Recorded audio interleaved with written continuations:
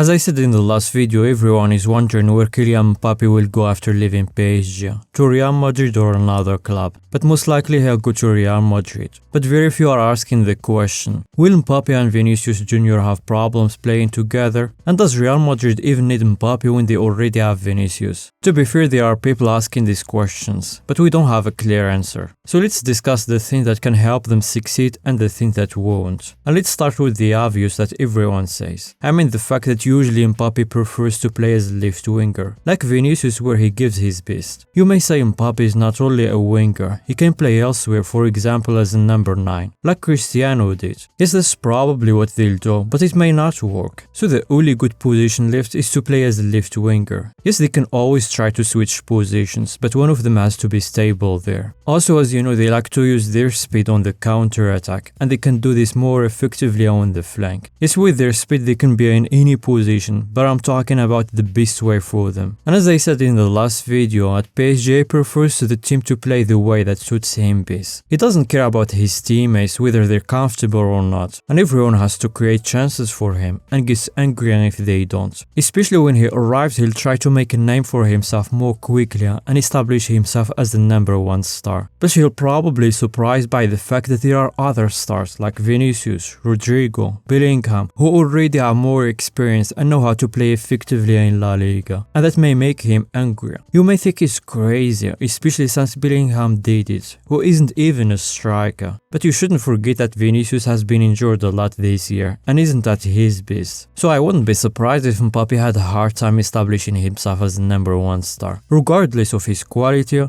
personality and media power. Especially since Vinicius has already taken the number 7, which is like a message from Real Madrid saying this is our next star. Also, you all know what that number means to all Madridistas. The number alone gives the charisma, and Mbappe is more likely to wear the number 9 or 10, if Modric has left or retired of course. And if Vinicius stayed, I don't think he'll ever get it. You may say, oh come on, it's just a number. Why it's not? It's a brand and a legacy. I mean, if Mbappe scored and achieved more than Cristiano did at Real Madrid, and on top of that he wears the number 7, he'll take everything from Cristiano, like Cristiano himself did for Raul. And whenever that number comes to your mind, you always remember who achieved more. I mean, before it was Raul, and now it's Cristiano. So it might never be Mbappe. But all these are just predictions, and they can do well from day one. Because even when you have more than 1 star in your team, it sometimes creates conflicts. When it goes well, they destroy the competitors. And that requires a great coach, and in fact, they have one. Carlo Ancelotti, who has a lot of experience and knows how to calm down players and get them to work together. I mean, he's already turned Benzema and Vinicius from hating each other into a pair that destroyed Europe. And he's already done it with Gareth Bale and Cristiano, who were 2 big stars playing in the same positions. Also, Vinicius seems to be a good person and he's not jealous of other players. I mean, after Benzema left, he was supposed to be the club's star. But as you know, Bellingham arrived and stole the spotlight from him. Have you seen any signs of jealousy? For me, I haven't seen anything. On the opposite, they always seem happy for each other. And we hope that's what's gonna happen with Mbappe and the rest. And there are people who say that Vinicius is a great player, he deserves to win the Ballon d'Or one day. And with the arrival of Mbappe, he never will.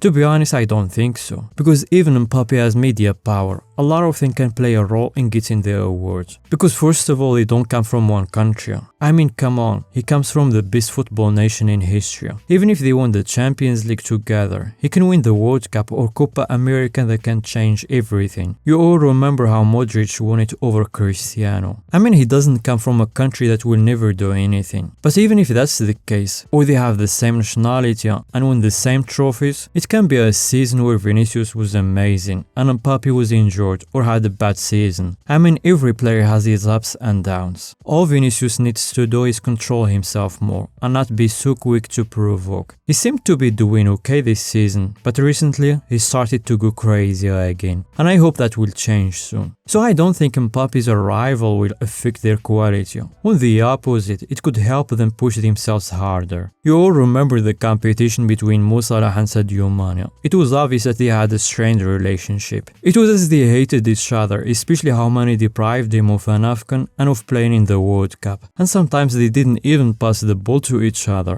each wanting to score. But at the end of the day, in the big games, they worked as a team and destroyed their competitors. But as I said, we're just discussing the good and bad thing that can happen. But in the end, we don't even know where he'll go. But if there is one thing we're sure of, is that Vinicius and Mbappe are great players. I'm sure they'll find a way to work together for the team. And with Real Madrid full of good young players, Europe should be ready for them for the next 10 years.